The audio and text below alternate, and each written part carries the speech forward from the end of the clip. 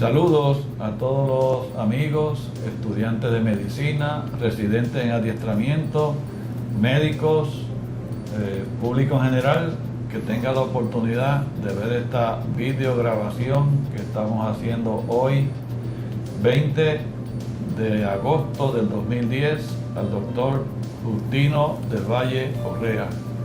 El doctor Justino del Valle es un médico muy prominente del siglo pasado y parte de este siglo, ya está retirado, pero él tiene una historia muy interesante y que ha hecho ya muchas aportaciones a la historia de la medicina en Puerto Rico.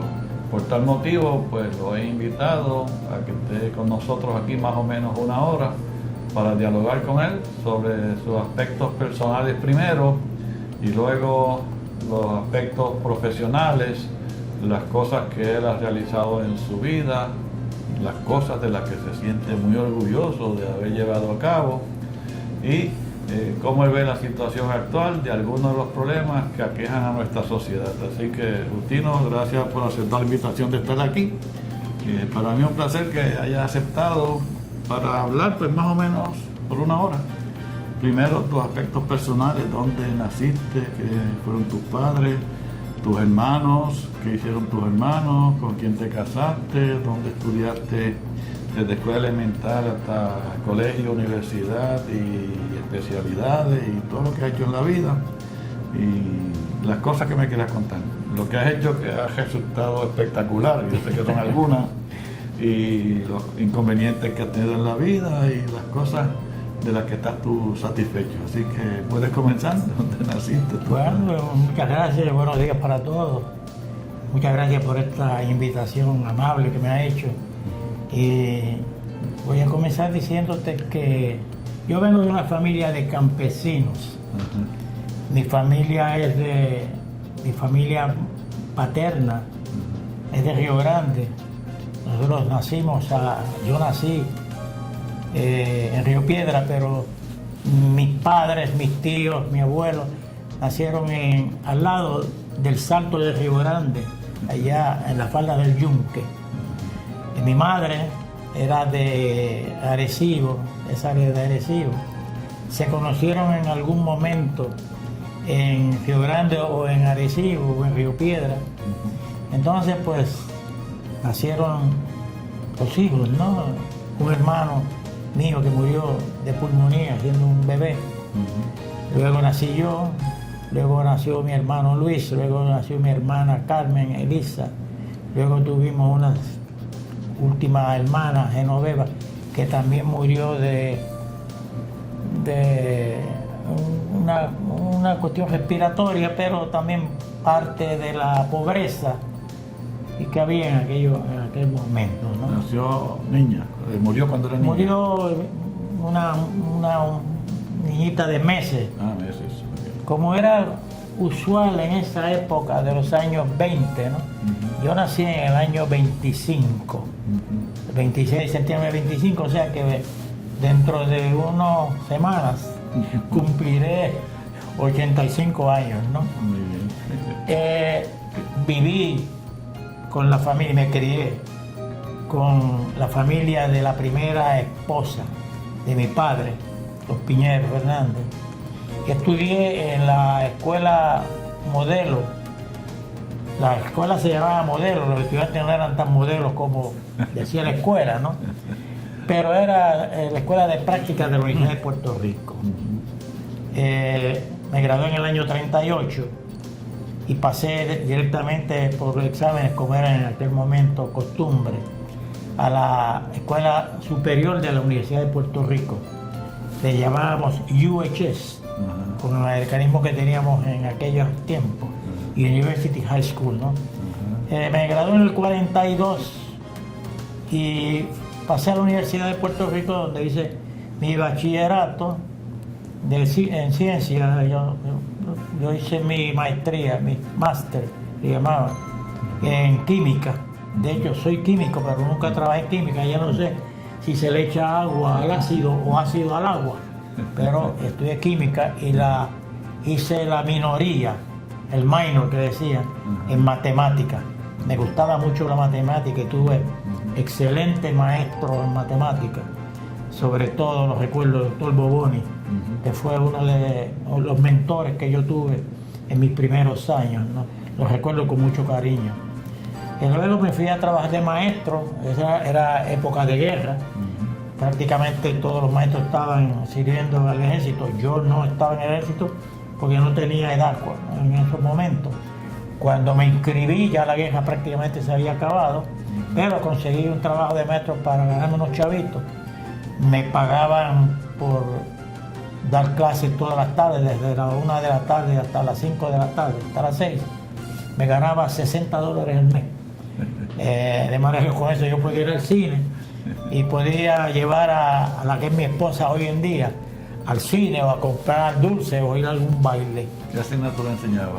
Enseñé primero álgebra, y luego enseñé estudios sociales, historia americana, historia de Puerto Rico, y comencé geometría también.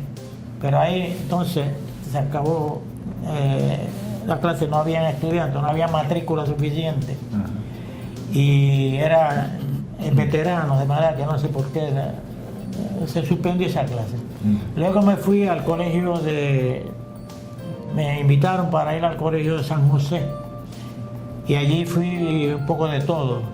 Enseñé en 5º grado historia americana, historia de Puerto Rico, aritmética. Estudié en 8º grado, enseñaba historia de Puerto Rico y aritmética. Y entonces en 3er año enseñaba física y química. No enseñé matemáticas y era el coach de baloncesto, que de hecho el equipo llegó segundo, nos ganó el colegio ponceño, siempre nos ganaba, ¿no? De ahí pues, claro, pasé a ser propagandista médico. Trabajé propaganda médica 1 año, hay unos compañeros médicos que fueron propagandistas médicos para esa fecha. Yo recuerdo a Rafael Castrillo, recién fallecido, un amigo muy querido y vecino mío en Río Piedras, y un excelente médico. Fue primero un gran generalista y luego se especializó en nariz, garganta y oído. Y también a Héctor Feliciano, que todavía está trabajando y está haciendo labor social. Y ellos fueron propagandistas médicos. Siendo propagandistas médicos, un día me casé con la novia de la escuela superior, Sura Caballero Anselmi. Estuve 2 años detrás de ella. No me miraba mucho, pero después empezó a mirarme y decidió casarse conmigo, ¿no? Nos casamos y formamos nuestro hogar. Y ella estudiaba también en la universidad, pero trabajaba en el gobierno federal. Un día estábamos en la casa y yo abro el periódico y me encuentro con Jaime Benítez, que había sido el rector de los años en que yo estudiaba en la Universidad de Puerto Rico. Decía que acababa de ir de la UNESCO, donde él había decidido mandar estudiantes a estudiar a Francia. Francia para mí era conocida porque el doctor Ramón Piñero Fernández, también fallecido, había estudiado en Francia en los años 27 y él era hermanastro mío, ¿no? Él era hijo de la primera esposa de mi papá, de mi padre, ¿no? De manera que en el año 27 él se va para Francia y regresa a Puerto Rico en el año 34. Él era un tisiólogo y luego trabajó el resto de su vida en el Fondo del Seguro del Estado. Pues durante los años en que él estaba, pues yo oía hablar de Francia, en casa había un cuadro de Francia y yo creía que estaba en París mirando el cuadro, yo me imaginaba que estaba en París. Nosotros hablábamos de París como si se tratara de Cagua o de Río Piedras o de Atorrey, ¿no?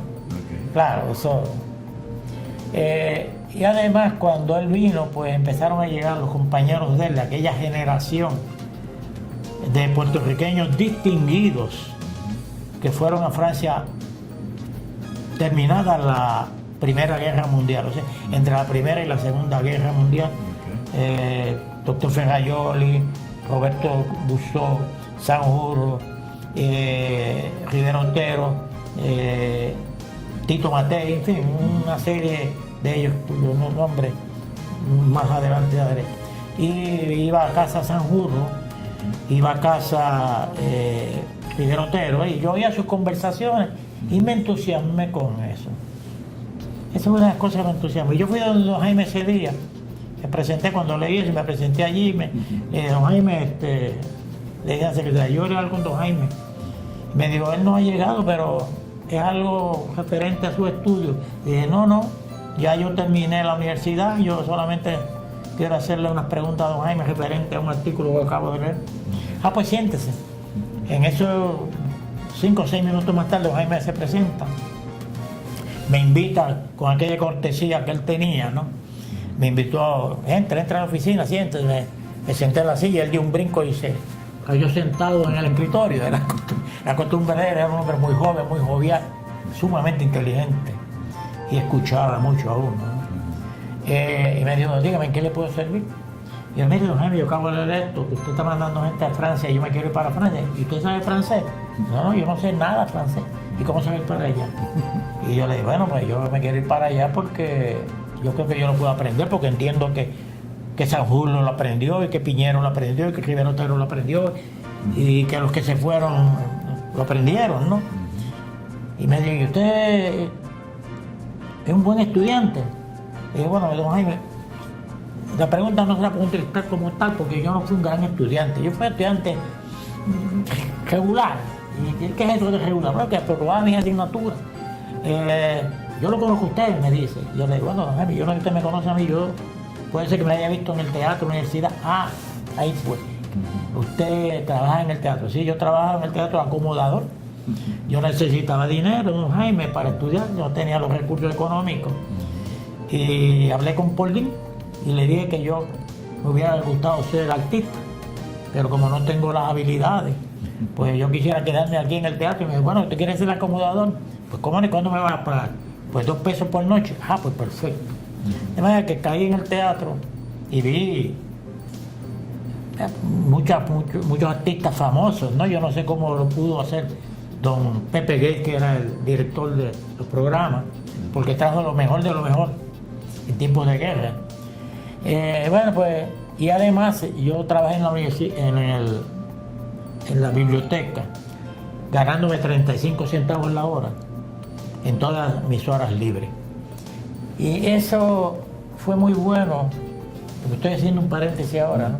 Esto no se lo diga a don Jaime, te lo estoy diciendo a ti. Fue muy bueno porque en la escuela elemental particularmente me habían desarrollado el hábito de la lectura. Yo empecé con la colección Araluce, con el Tesoro de la Juventud, y nos llevaban todos los años a la biblioteca media hora. Nosotros hojeábamos los libros, pero en la biblioteca, pues por poco me causa un problema de estudio, porque cuando los estudiantes venían a pedirme un libro, a lo mejor al lado de ese libro había un libro de los clásicos griegos, o había un libro que era más interesante que la química que yo tenía que estudiar, y le dediqué mucho tiempo a eso. De todos modos, aprobé mis 4 años ¿verdad? Y me fui a ganarme la vida. Bueno, volviendo a don Jaime, entonces don Jaime me dijo, bueno, y yo le dije, pero a pesar de que yo no fui un gran estudiante, don Jaime, yo sé que yo fui la segunda mejor nota en el examen de aptitud médica. ¿Y quién le dijo eso a usted? Y después, mire, don Jaime, lo que pasa es que yo estoy buscando entrada a una universidad americana, y la Universidad de Virginia, en Charlottesville, Virginia, me está entrevistando, y me entrevistó un licenciado en Harry de Sosa, el licenciado Harry de Sosa hijo me entrevistó, y él fue el que me lo dijo, que yo había sacado esa buena nota. No se debió haber dicho, eso no se debe decir. Bueno, pero me dijeron. ¿Y usted qué está haciendo? Yo soy propagandista médico. ¿Y usted es casado? Sí, yo soy casado. ¿Y cómo usted va a hacer eso ahora? Casado y qué para allá. Y yo le dije, eso no es bueno, que no, como tengo mi mujer al lado mío, no tengo que estar buscando muchachas por las calles en París. Y entonces me dijo, se rió, ¿no? Y me dijo, usted cogió tal, no quiero mencionar ni el nombre ni la maestra, por supuesto.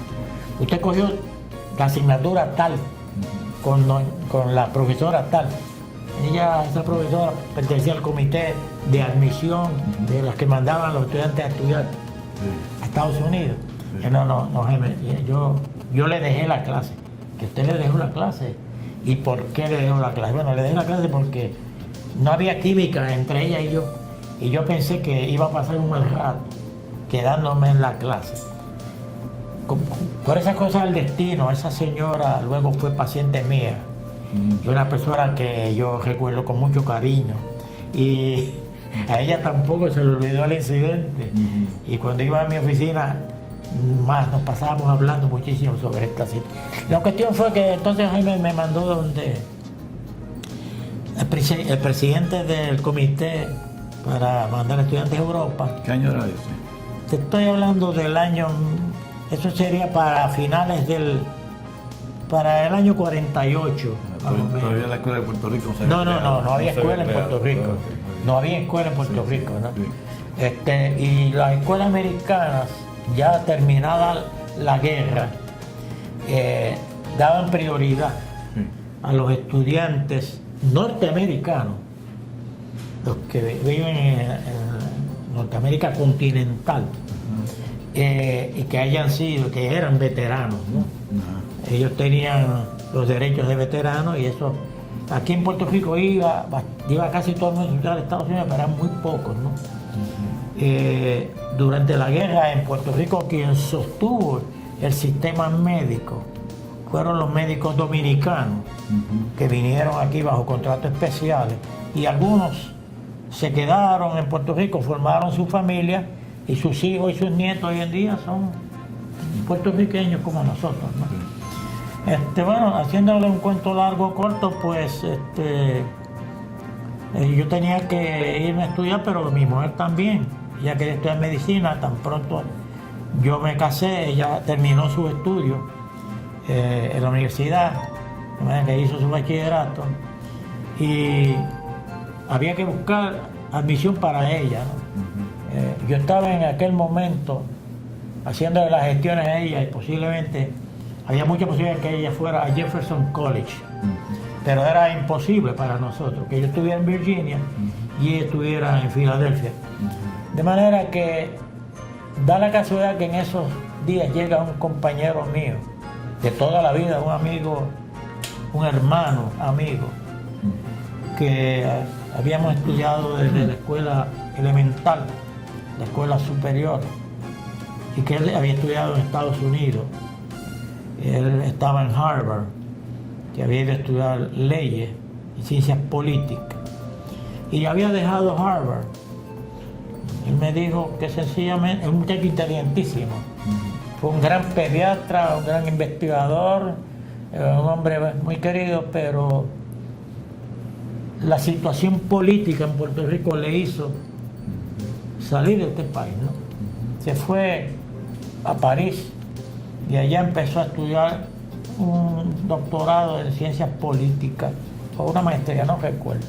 La cuestión era que él viene de París a casa y me dice: mira, ¿por qué no te vas conmigo a París? Y yo le digo: pero Galo, yo no sé francés. Me dice: yo no lo sabía tampoco, pero lo puedes aprender. Y empecé entonces, además es muy barato, ¿no? Y para mí la cuestión económica era fundamental. Yo no tenía los recursos, nunca los tuve. Viví en una familia excepcional, una familia muy buena. Aprendí muchas cosas de ellos. Ellos fueron mis padres, mis hermanos, mis tíos, mis abogados, mis médicos, todos. Y decidí irme a París, empecé a hacer las gestiones y nos admitieron, ¿no?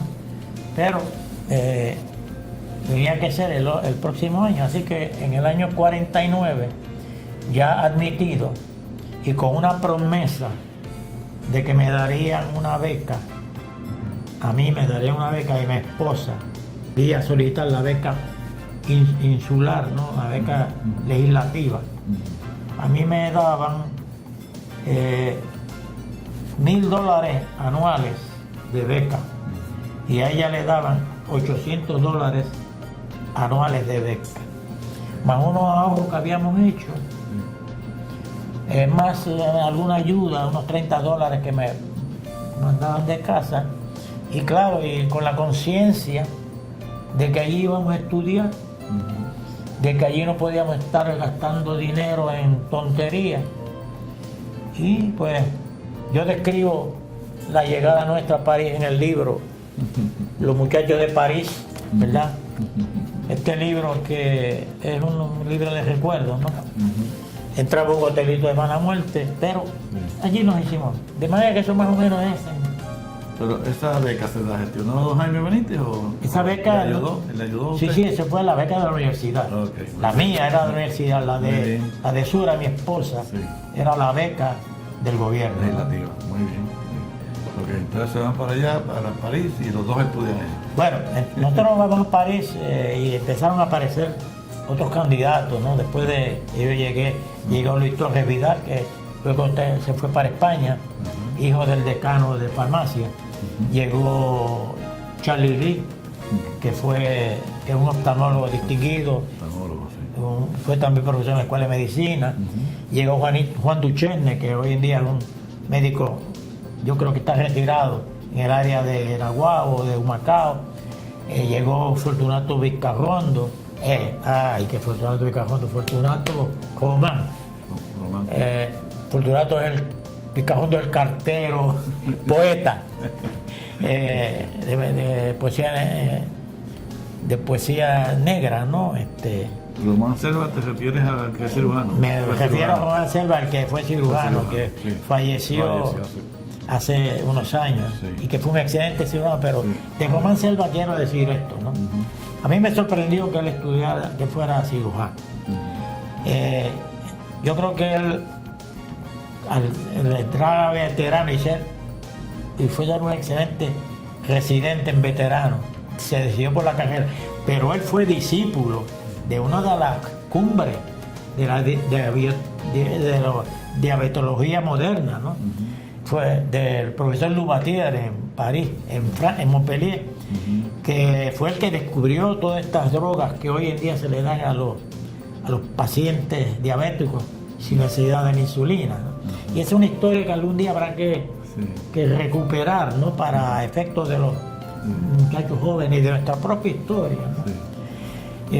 Bueno, llegamos a París y yo me matriculé en la Alianza Francesa. Estuvimos un mes allí en la Alianza Francesa, y cuando salíamos, pues más o menos empezábamos ya a hablar, ¿no? Pero en el hospital no era así. Ya realmente no teníamos la capacidad que necesitamos para mantener el flujo de conversación que uno necesita, ¿no?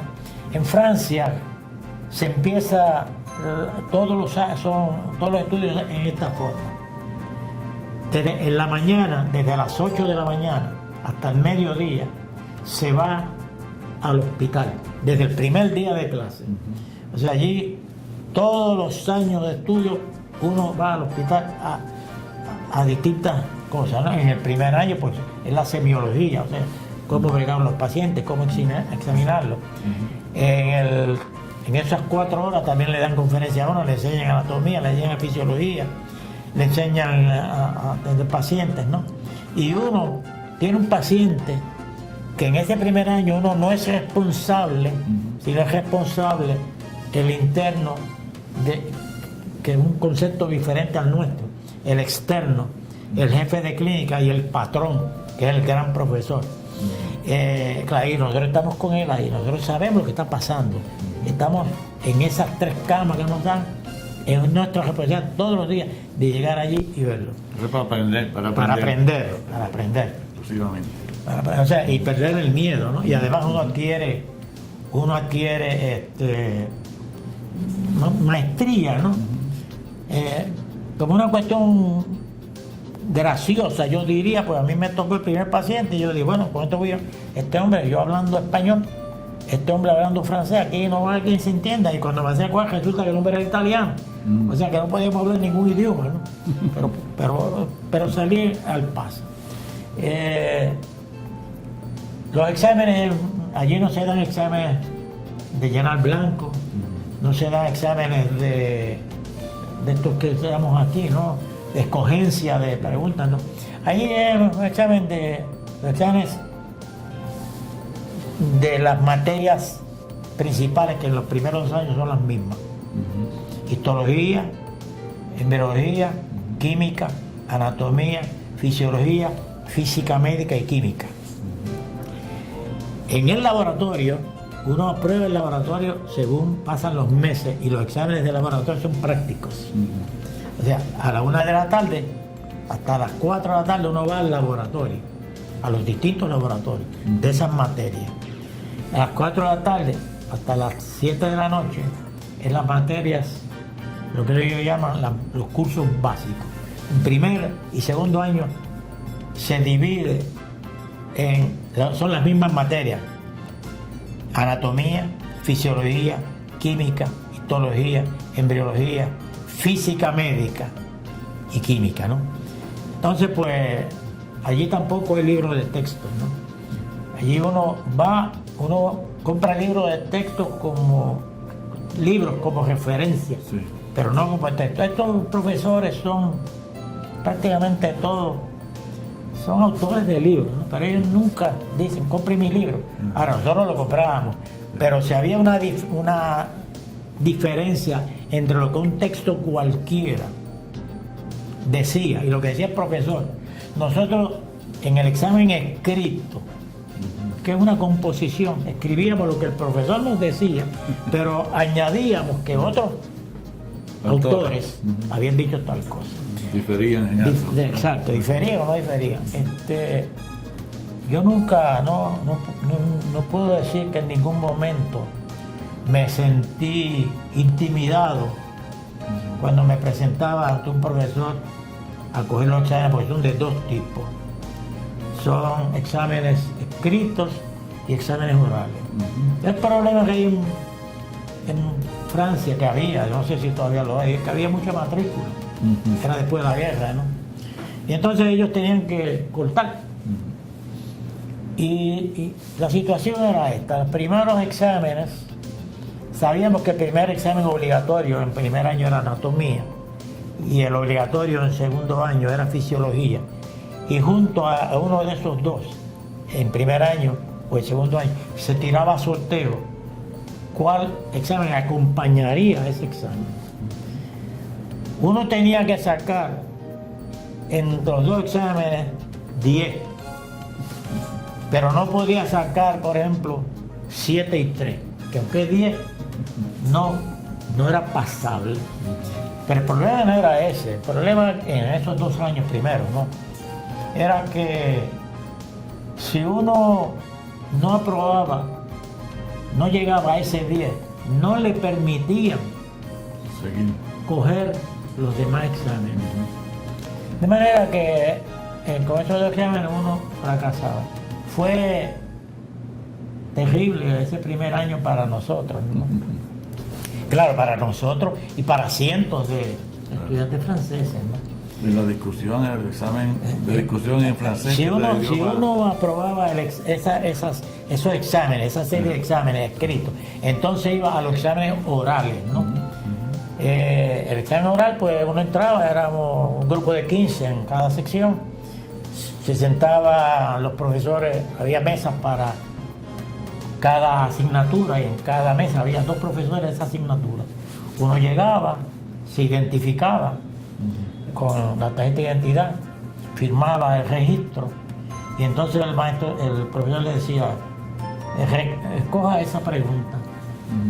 La cogíamos, él la leía, la apuntaba y nosotros empezábamos a hablar. Esos eran los exámenes orales. Ahí, si uno se colgaba en uno de ellos, se liquidaba para el año completo. Tenía una oportunidad. De manera que el primer año, los primeros años eran unos años de tortura, ¿no? De tortura realmente por el temor que teníamos de fracasar. Sí. Del grupo nuestro, algunos se fueron de primera intención a Montpellier. Había un médico en Mayagüez que había hecho sus estudios en Montpellier y había recomendado, no recuerdo el nombre de él, nunca lo conocí. Esa era de la generación de los años 20, después de la Primera Guerra, ¿no? Nunca no lo conocí. Y ahí se fueron a Mayagüez, los dos hermanos Cuello. A Montpellier. A Montpellier se fue Feliberti con tu familia. Se fue. Y luego se fueron tres de los compañeros nuestros que estaban en París. Yo me fui también a Montpellier con mi esposa. La idea era regresar a París en el tercer año. París es una ciudad. París no es una ciudad. París es un sentimiento, realmente. Hay tanta cultura, hay tanta hermosura, ¿no? Los franceses tienen muy mala fama, pero eso no es cierto. Yo me sentí allí muy bien, a mí me trataron muy bien. Había una eclosión de cultura y de conocimiento increíble. Pero después que me fui para Montpellier, me recordaba tanto Puerto Rico. Montpellier tiene su mar, tiene allí el Mediterráneo, había mucho exiliado español. El sur de Francia es realmente maravilloso, ¿no? Yo diría que París es más para el estudiante de estudios clásicos, de música, de arte, de cine, y es para los turistas, pero vivir una vida llevadera, el sur de Francia, ¿no? El sur de Francia. No sé qué más decirte de eso, me gradué, vine a Puerto Rico. Allí me hablaste, Leo Cuello era estudiante, terminó en Montpellier, ¿verdad? Sí, bueno, Leo comenzó en Montpellier. Y Luis también. Entonces, Leo también, no sé por qué, el padre de él había estudiado en Francia, ¿no? Pero Leo era un baloncelista que tenía méritos universitarios, no era una estrella de olímpico, pero era un jugador de baloncesto, y en Francia no se jugaba mucho baloncesto en esa época, de manera que además de estudiar, él jugaba baloncesto ocasionalmente en un equipo que había allí. Prácticamente fue el que lo comenzó. Luego se fue, pasado su segundo año, lo invitaron a Marsella, a la Universidad de Marsella. Se fue a la Universidad de Marsella, estuvo un año, creo, y luego se fue a París. Yo quiero decir algo de Leo, ¿no? Leo era un estudiante de primer orden, pero no solo un estudiante de primer orden, sino que Leo era el tipo más popular de todos nosotros allí. Ellos tenían un club, allí no hay fraternidades como aquí, ¿no? Eso no existe allí. Existen grupos de estudiantes y ellos tenían en Montpellier había un club que se llama el Club del Calcaneo. El calcaneo es un hueso del pie. De manera que era de estudiantes, y hacían una labor social y hacían cosas que no eran de labor social, ¿no? Lo que hacen todos los muchachos jóvenes. Pero yo recuerdo leer un hombre alegre, luego se convirtió en uno de los grandes cirujanos en Estados Unidos, fue el director del departamento, me parece que de cirugía cardiovascular. San Antonio, Texas. De San Antonio, Texas. Sí. Murió hace unos años. En 2008. En 2008. Pero yo no lo recuerdo mucho. El hermano Luis está en Santo Domingo, tiene un hospital allá, y me han dicho que no está muy bien de salud. Ese se hizo cardiólogo. Se hizo cardiólogo, sí. Y tiene otro hermano psiquiatra, pero eso no estudió por allá, yo creo. Ese no lo conocí. Sí. Yo sé que tiene un hijo, me parece que vive en París. Entonces, Feliberti, que era un profesor del colegio de Mayagüez, cuando él se fue a estudiar a Francia, se metió en una huelga de estudiantes, y don Jaime Benítez lo compensó mandándolo a París para salir de él de Mayagüez. De verdad que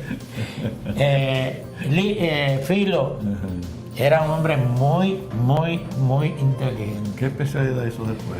Bueno, Filo empezó haciendo una residencia de maternidad. No sé si la terminó. hizo su salud pública, trabajó en el departamento de salud, era un buen saludista, era un hombre inteligente. Fíjate. Es el papá de la actual presidenta Es el papá de la que es hoy presidenta. Alicia Felibel. Que ella estudió sus primeros años Ella también. en Montpellier, ¿no? Muy bien. Toda su familia vivió allí, ellos tenían una casa muy bonita en las afueras de Montpellier.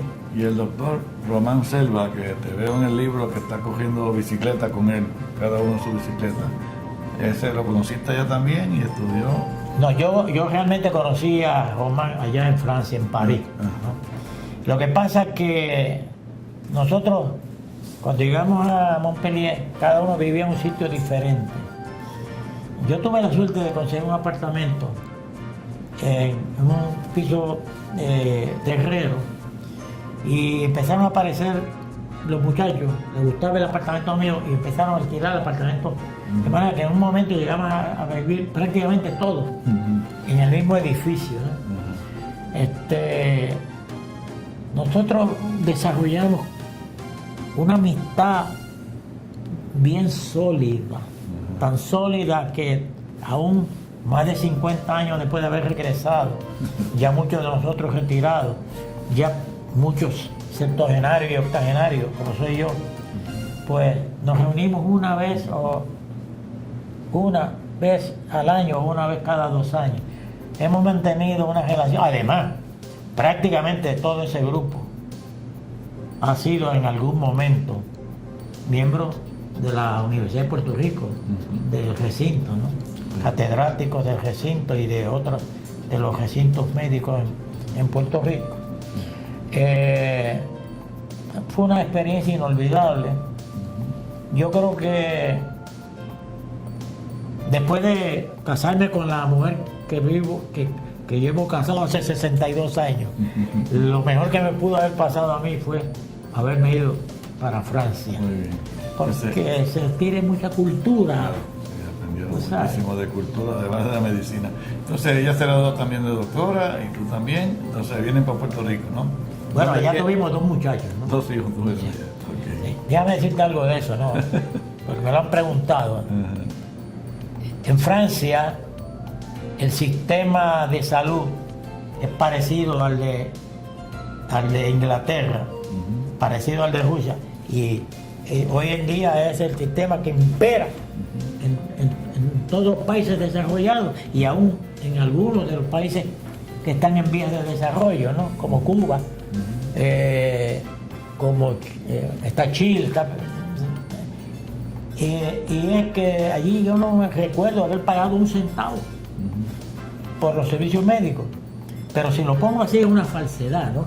Porque uno lo paga, pero lo paga lo paga sin darse cuenta. Claro. Lo paga dentro de Contribuciones. las contribuciones que hay que pagar, ¿no? Igual que la medicina uno paga una miseria, ¿no? Y después de la guerra, pues Francia no tenía hombres, ¿no? Habían muerto que sé yo cuánto, había habido. Y De Gaulle establece un sistema social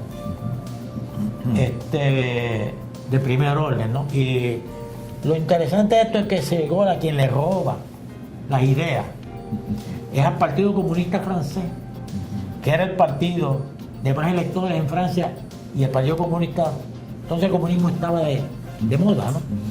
Y De Gaulle le coge las mejores leyes, las pone dentro de su sistema de republicano que era entonces, y se hace el líder de ese país. De Gaulle, yo creo personalmente, puedo estar equivocado, ¿no?, que fue el mejor político que ha tenido Europa en el siglo XX. Esa es mi contención. Yo leí una vez un artículo que decía que de los líderes mundiales, De Gaulle había sido el último líder de excelencia en el mundo. Yo no sé, ha habido otros líderes, pero lo catalogaban como un gigante. No, era un hombre brillante, no solo brillante, sino que De Gaulle liquidó sus colonias, ¿no? Sí. Francia era un país imperialista, totalmente imperialista. Algeria, Tunisia y Indochina. Cuando los americanos se metieron en Indochina, él le dijo, no se metan ahí, que es un pantano, que ellos no van a salir. Sí. Y así pasó, ¿no? Sí, salieron mal. Y hubo un intento de los militares, de los paracaidistas, invadir a París. Y él fue a hablar con el general, que se suponía que estuviera bajo las órdenes de Gaulle. Le dijo, mira, la palabra que usó fue graciosísima. Le dijo, mon petit, mi pequeñito, mi nene, mi muchachito, ¿qué tú vas a hacer? ¿Qué tú vas a hacer? ¿Tú vas a invadir a tu país? ¿A quién le decía eso él?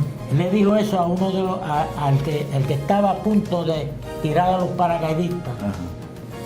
Le decían pie noir, pie negro. Sí.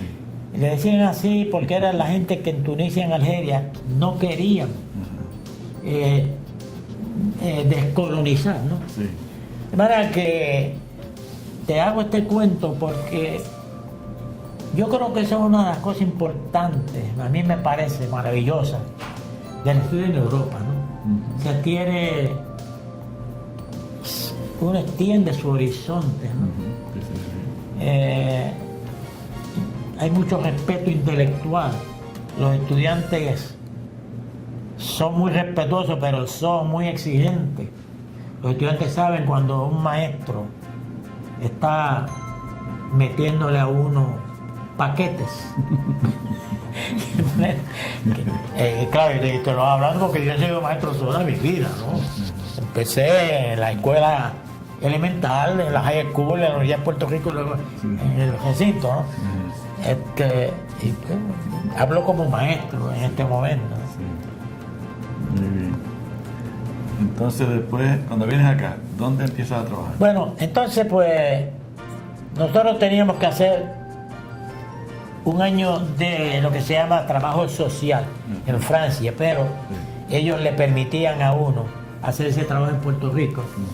Y era un acuerdo que había, y nosotros vinimos a hacer internado en Arecibo. Hicimos el internado con, ya Puerto Rico tenía una escuela de medicina. Hicimos el internado con 3 de los compañeros, eran graduados de la escuela de medicina de Puerto Rico. Rivera, que murió hace mucho tiempo. Servi, fue un excelente compañero que trabajó luego en el Presbiteriano. Y Roberto Correa, que dedicó su vida al trabajar en Calley como médico de familia, supongo yo, ¿no? Alfonso Servi era. Alfonso Servi. Servi, sí. Y Roberto Correa. Yo no me acuerdo el nombre de Rivera, pero yo sé que él hizo su especialidad en corazón y murió de algo cardíaco, ¿no? ¿El internado fue qué año en Arecibo? ¿En qué año? Bueno, nosotros entramos en Arecibo en mayo del 55. Terminamos y con un permiso del doctor Albondi de mi escuela, me permitieron ir a trabajar a un pueblo de la isla. Me fui a Las Piedras, me fui a Gurabo, hice 2 años ahí y entonces tenía que regresar a Francia a presentar mi tesis, porque ellos lo que me habían dado era un certificado de terminación de estudio. Pero el diploma de Francia no lo tenía hasta que yo no presentara mi reválida en Francia y mi reválida y mi tesis. Yo tuve un profesor, mi tesis es de paternidad. Yo tuve un jefe en Aguadilla, donde yo tenía que ir estando en Arecibo, el doctor Tam. Y doctor Tam pues me dijo, mira, yo te voy a ayudar a hacer la tesis. Entonces me dijo, haz esto es lo que tú tienes que hacer. El doctor Tam era de Lituania. Entonces pues me dio el mecanismo para yo hacer mi tesis, y yo hice una tesis sobre los servicios de maternidad en el pueblo de Las Piedras, ¿no? O sea, todas las mujeres que venían allí embarazadas, pues nosotros cogíamos, hacíamos las pruebas de laboratorio, entrevistábamos al esposo sobre su educación, cómo había dado a luz. Entonces las mujeres daban a luz al centro de salud y nosotros lo atendíamos. Si había una complicación, la mandábamos al hospital regional, hospital de distrito que le llamaba entonces. Y ahí hice mi tesis, la mandé allá a Francia para que mi profesor de maternidad, que era un filósofo, un hombre de una capacidad intelectual que yo me quedo bobo, ¿no? Y él lo corrigió y me decía, esto está bueno, tú has leído tal cosa, ¿verdad? La cuestión fue que yo me presenté a Francia. Mi esposa acababa de dar a luz nuestra segunda hija. Y salimos los dos. Ella también hizo su tesis en maternidad.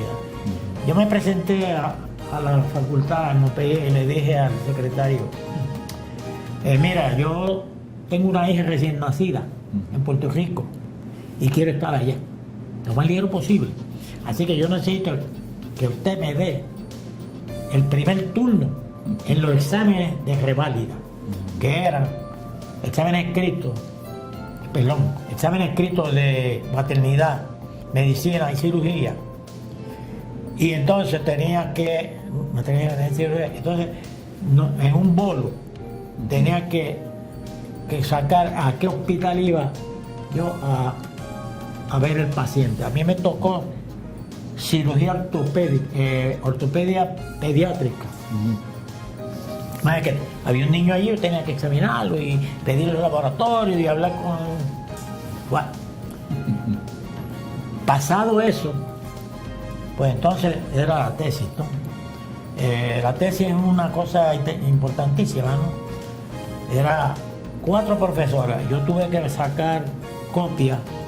Cuando fui a sacar copia le dije al tipo, mira, yo necesito sacar estas copias, no sé si eran 20 copias, 25, unas se mandan a París, otras se mandan a Lyon, otras se mandan a Marsella, yo no sé, no me acuerdo.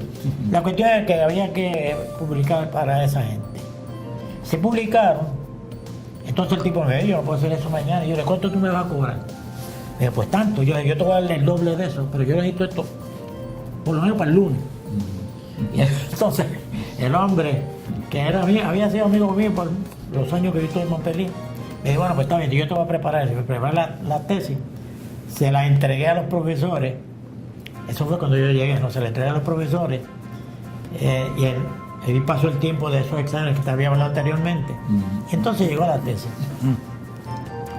En ese salón de tesis están todos los profesores, todas las personas han sido profesores de esa universidad desde hace 700 años, ¿no? Esa universidad tiene 700 años de fundada y 700 años de estar funcionando académicamente. De manera que cuando uno entra allí es como si entrara a un templo. Uno siente de que aquí se ha hecho algo, aquí se ha hecho mucho. Esto no son 4 paredes, ¿no? Y tú miras aquello y tú ves a aquellos grandes profesores, Cuvier, ves al otro allá, en fin. Entonces ellos están ahí parados. Y viene el Bedel, uno con su traje, ¿verdad? Con su indumentaria para... Uno entra. Claro, esto en francés todo, ¿no? Le da los buenos días, te mandan a sentar. Entonces hay que leer un resumen de la tesis. Terminado el resumen, el primer profesor le dice, yo leí su tesis y he notado, mire, le agradezco que me haya puesto el mapa de Puerto Rico, porque yo lo busqué en un diccionario antes de usted venir aquí, lo que había era un puntito. Y yo no sabía que era eso. Y entonces más aún cuando es de un pueblito que usted dice Las Piedras. Así que lo busqué también, ¿no? Y otro me dice, usted leyó un artículo que publicaron, no sé en dónde. Y yo, gracias a Dios, lo había leído porque el profesor mío me dijo, mira, ese artículo, el presidente de tesis, me dio ese artículo que... Bueno, la cuestión es que uno pasa por allí, entonces ellos le dicen, muchas gracias, siéntese, vamos a tomar la decisión si esa tesis.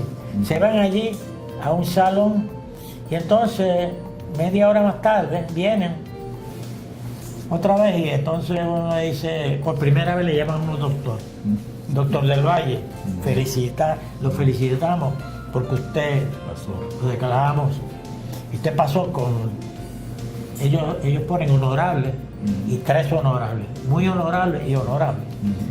Yo recibí 3 honorables, ¿no? De manera que yo no sé si fue por la amistad que yo tenía con con el presidente del tesis, por el material que estaba allí.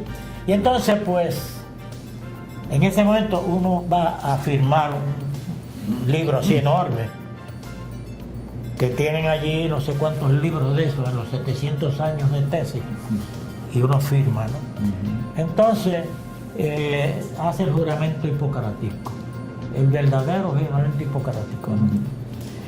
Y nada, y entonces yo salgo, me quito mi indumentaria y me siento allí en el anfiteatro, porque también las tesis en Francia son públicas, hay que publicarlas en el periódico. El que quiera venir allí, sentarse y decir, mira, ese candidato es un bandolero porque ese candidato hizo tal cosa mal hecha o se comportó mal con mi esposa o algo así. Entonces vino mi esposa Sura, de manera que yo soy doctor en medicina unas 2 horas antes que mi esposa. Y a cada rato se lo digo y se le echa en cara. No, la cosa es que yo soy médico antes que tú. 2 horas antes, así que no hay que hacer la historia. No hay que hacer una historia que ha llenado mi vida de recuerdos, ¿no? Ya a esta edad, pues, que estoy en este proceso de reminiscencia, pues no estoy muy contento. Mira, entonces, espérate, después practicaste acá, pero después hiciste otra cosa. Tú hiciste estudios adicionales en recinto de ciencias médicas. No, sí, yo, no. ¿Salud pública? Yo hice salud pública. El doctor Albona fue mi mentor, realmente. Yo viajé mucho con él luego, tuvimos una amistad, pero fue mi mentor, mi maestro, un hombre de quien aprendí mucho. Cuando íbamos entonces me dijo, métete en salud pública. Y él quería también que yo estudiara epidemiología, pero realmente yo tenía mi familia, tenía un trabajo, se me hacía difícil. Y hice salud pública y entonces me llevó a la escuela, él me metió de docente allí en la escuela y estuve en la escuela enseñando gerontología, enseñando salud pública, enseñando administración de servicios médicos. ¿Cuánto tiempo estuviste en la escuela? En la escuela yo estuve 1 año, porque no 1 año realmente, yo estuve 3 años porque yo estaba trabajando, yo solamente podía ir a la escuela 2 horas a la semana, pero me hicieron un arreglo y mi maestría, ahí estaba Saldaña, que fue compañero mío en mi primera clase. José Manuel Saldaña. Y mucho. Y luego me fui a enseñar a la escuela, ¿no? Que realmente es la profesión que más me ha llenado, ¿no? Sí. Yo cuando... Una satisfacción te ha dado. Una satisfacción increíble porque uno aprende tanto a sus estudiantes, sobre todo porque la Escuela de Salud Pública es una escuela posgraduada, ¿no? Allí hay médicos, ingenieros, agricultores, hay de todo, policías, bomberos, hay de todo. Mira, tú hiciste otra cosa bien importante. Tú fundaste la Asociación de Alzheimer y Desórdenes Asociados. Cuéntame sobre eso. Bueno, si tú me preguntaras a mí qué es lo que más satisfacción me ha dado en lo que yo he hecho, yo te diría que como médico, ¿no? Yo creo que son 2 cosas particularmente, pero una de ellas fue el haber fundado la Asociación de Alzheimer. Para la fecha en que yo estudiaba y que posiblemente tú estudiaras, que tú estudiaste posterior a mí, un libro de neurología lo que tenía era una carilla o carilla y media sobre Alzheimer.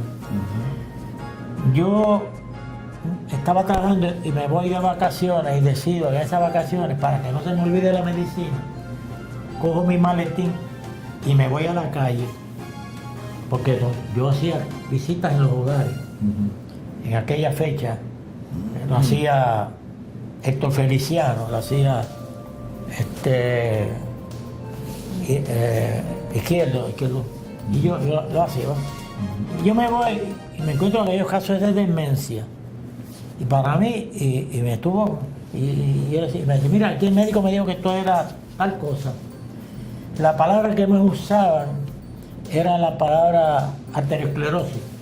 Y la segunda que más usaban era que eran viejos. ¿Qué te espera, Justino? ¿Qué te espera a esa edad? Y a eso no me satisfacía a mí, personalmente. Y entonces empecé a estudiar en mi casa, ¿no? Y a ver, pero un día pero estaba interesado, pero no había llegado al máximo del interés. El máximo del interés ocurre cuando en el periódico leo la historia de Rita Hayworth. Y me encuentro que a Rita Hayworth casi la botan de un avión porque decían que estaba borracha. Y realmente lo que tenía era que estaba confundida. Tenía un estado de confusión. Y entonces yo me pongo a buscar, ¿no? Me pongo a leer y digo, ¿y qué es esto? Decido irme.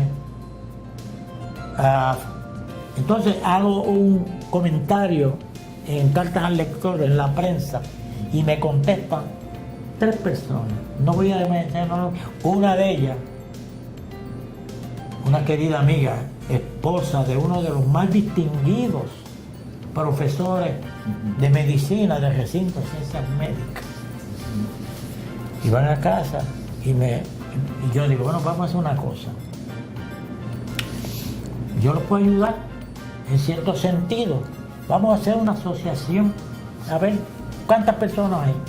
Y me dice, pero yo conozco a 3 más y tú, yo conozco a 5 más. Bueno, pues vamos a hacer la próxima reunión, tú te encargas de citar a esas 5 más.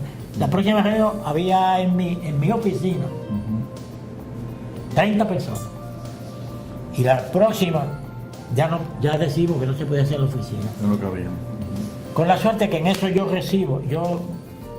recibo un documento sobre la Asociación de Alzheimer Internacional que se estaba fundando y que tenía su sitio en Londres, pero que había una reunión en París y que esa reunión en París estaba presidida por la princesa Khan, la hija de Rita.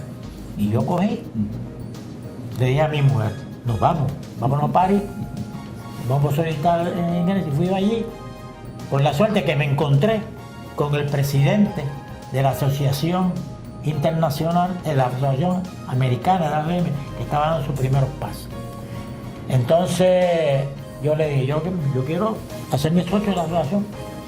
Y me dijo, bueno, lo que pasa es que ustedes para hacerse socio de la asociación tienen que tener una asociación en Bayamón, una en Carolina, un Cagua, así. Y yo, no ven acá. ¿Y qué otra alternativa hay? Me hizo así. Entonces, pues yo voy a fundar la de Puerto Rico. Claro, cuando yo digo eso, surge lo que siempre surge, problemas políticos. Esto es una colonia, yo te puedo hacer... Bueno, en eso se me acerca el delegado de Escocia y me dice, a mí no me permiten hacer una asociación en Escocia, porque Escocia no es libre, Escocia es parte del Reino Unido. Y entonces me acerca el delegado de Gales, Wales, y me dice lo mismo. Y se me acerca, yo no sé por qué, uno en Holanda. Y usted está en el mismo bote que estoy yo. Pues vamos a hacer lo siguiente, vamos a darnos los votos, por favor. Y cuando viene la decisión, pues yo, por Puerto Rico, alzamos la mano y lo hicieron socios. Y el presidente Jerón se llama presidente de Estados Unidos, entendió la situación, me dijo, del Valle, ustedes tienen todo nuestro apoyo. Y así se fundó la asociación. Claro, cuando yo vine a... ¿Qué año fue? La asociación yo creo que cumple este año 26 años. Entonces nosotros lo que hicimos fue empezar a dar conferencias a los médicos. Hicimos trajimos 3 de los mejores hombres en ese campo. Trajimos un hombre de Italia que era uno de los grandes investigadores. Trajimos a una de las grandes profesoras de la Sorbona. Trajimos a Cacabelo de España. Traímos a Fernando Díaz el gallego. Claro, eso recogiendo pesetas, recogiendo medio pesos. Pero el número de pacientes sigue aumentando, ¿no? Bueno, mira lo que yo creo. Yo creo que nosotros hemos perdido un poco nuestra ruta. Nosotros aquí no podemos decir cuántos pacientes de Alzheimer, eso es una... No sabemos. Eso no sabemos. Sí. No lo sabemos porque es una de las... Alzheimer es una, y tú de eso sabes. Sí. Tú de eso sabes. Es una de las 64 demencias que hay, algunas de las cuales son reversibles, ¿no? Y las que son irreversibles, la mayor es esa de... Pero en Puerto Rico hay enfermedad de Pitt. Y aquí nadie habla de Pitt. Yo propuse en una convención que me invitaron en el Caribe Hilton, yo propuse que bregáramos con Alzheimer de la siguiente forma. Que según en Puerto Rico, cuando hay una muerte en el hogar o un accidentado, se le hace que todo paciente de demencia, que la demencia tiene los mismos síntomas, lo que no tiene la misma etiología, pero tiene, que a cada uno de ellos se le haga una al muerto, no al que muere, que diga demencia, o Alzheimer, o pico, lo que sea, se le haga un estudio neurológico,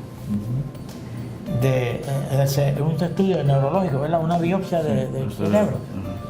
Segundo, que todo familiar de Alzheimer que llene unos requisitos se le dé ayuda económica en la forma de exención contributiva.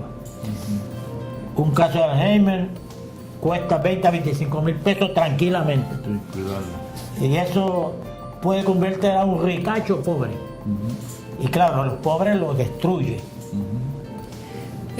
Lo otro... Eso no se ha aprobado, ¿no? No es que va a aprobarse. Yo he ido 2 o 3 veces al Senado. Y se legisló para hacer un registro, pero poco se ha implantado. Bueno, el registro, el problema... La ley existe. La persona que está a cargo del registro es muy amiga mía. Nosotros hemos hablado de eso.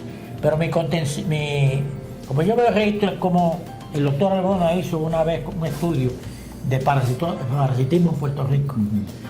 Yo creo que todo caso de Alzheimer que aparezca en un hospital, en un sitio de cuidado, debe ser inmediatamente informado al Departamento de Salud.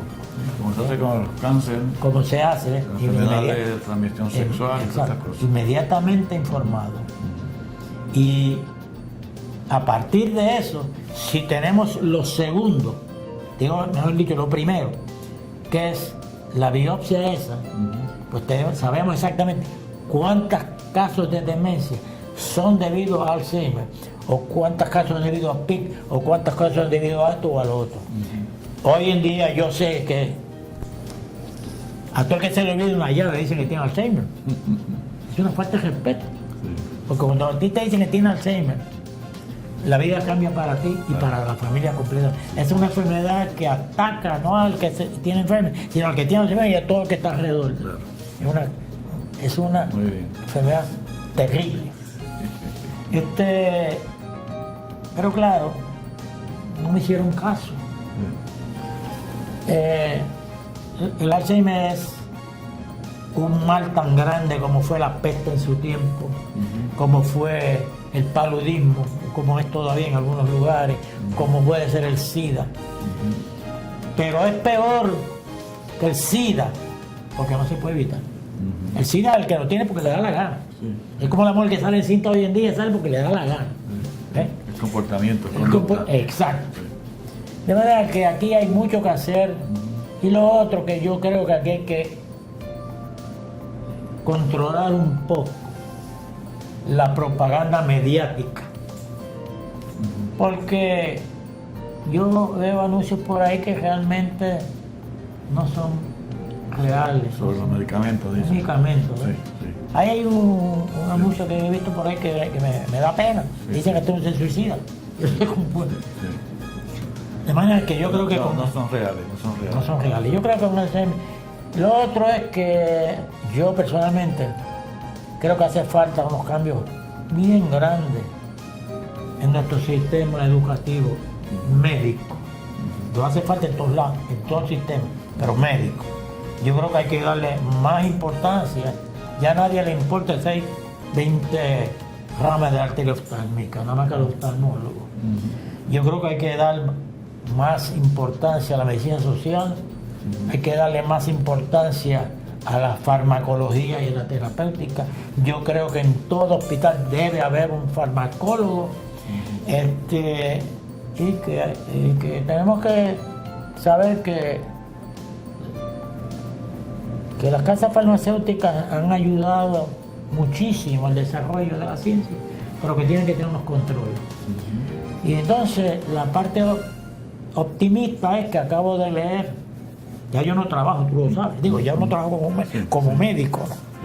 Es que acabo de leer que no sé quién en Estados Unidos e Inglaterra han encontrado que en el líquido cefalorraquídeo, después una punción, uno puede hacer un estudio de las dos proteínas Tau. Así que veremos lo que es. Esa es una esperanza de que se pueda llegar temprano. Yo creo que sí, que ahora cuando se acabe la guerra esta, y si no hay más ninguna, se dedique dinero para eso. Claro, porque hay 50 años que están comprando armas. Si eso se acaba y se metiera ese dinero en el cáncer y en otras cosas, yo creo que este mundo podría estar en mejores condiciones.